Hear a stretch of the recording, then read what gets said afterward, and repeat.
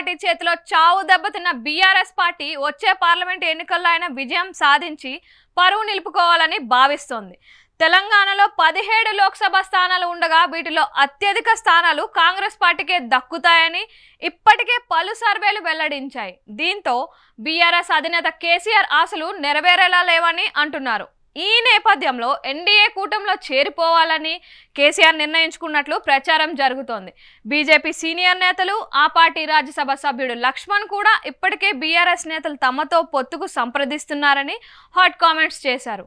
మరోవైపు కేసీఆర్ కుమార్తె కవిత, మేనల్లుడు హరీష్ రావు సైతం బీజేపీతో పొత్తు పెట్టుకోవాలని కేసీఆర్ కు సూచిస్తున్నట్లు సమాచారం. అయితే కేసీఆర్ తనయుడు బీఆర్ఎస్ వర్కింగ్ ప్రెసిడెంట్ కేటీఆర్ మాత్రం బీజేపీతో పొత్తుకు సిద్ధంగా లేరని అంటున్నారు. బీఆర్ఎస్ ను బలోపేతం చేద్దామని ఆయన తన తండ్రికి చెప్పినట్లుగా తెలుస్తోంది. కాగా ఎన్డీఏ కూటమిలో చేరనని పలు పార్టీలకు బీజేపీ అగ్రనేత, కేంద్ర హోంశాఖ మంత్రి అమిత్ షా ఇటీవల పిలుపునిచ్చారు. ఈ నేపథ్యంలో ఎన్డీఏ కూటమిలో చేరితే కేంద్రంలో బీజేపీ అధికారంలోకి వస్తే ఆ ప్రభుత్వంలో చేరి చక్రం తిప్పవచ్చని కేసీఆర్ భావిస్తున్నట్లు చెబుతున్నారు.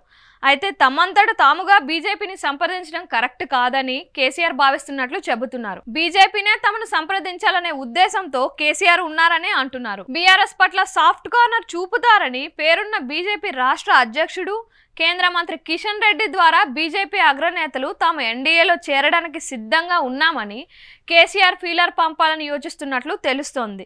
నేరుగా బీజేపీ జాతీయ నాయకత్వాన్ని సంప్రదించి ఎన్డీఏలో చేరుతామని చెప్పడం సరికాదని కేసీఆర్ తమ పార్టీ నేతలకు చెప్పినట్లు సమాచారం. ఇందుకు బదులుగా బీజేపీయే తమతో పొత్తుకు ముందుకు రావాలని, అలా అయితేనే బీఆర్ఎస్కు ఏతావాత లాభం ఉంటుందని చెప్తున్నట్లు తెలుస్తోంది.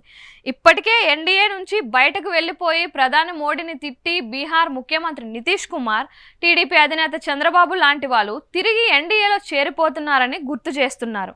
అలాంటిది తాము చేరినా పెద్ద ఇబ్బంది ఏమీ ఉండదని బీఆర్ఎస్ నేతలు కేసీఆర్కు చెప్పినట్లు తెలిసింది. అయితే కేసీఆర్ మాత్రం మనంతట మనంగా బీజేపీ నాయకత్వాన్ని సంప్రదించొద్దని సూచించినట్లు చెబుతున్నారు. బీజేపీయే స్వయంగా తమ పార్టీ మద్దతు అడిగితే అప్పుడు ఆలోచిద్దామని తెలిపినట్లుగా సమాచారం. ఒక్కవేళ కేసీఆర్ ఎన్డీఏలో చేరడానికి సిద్ధపడితే అందుకు ప్రధాని మోడీ అంగీకరిస్తారా అనేది $1,000 మిలియన్ ప్రశ్న.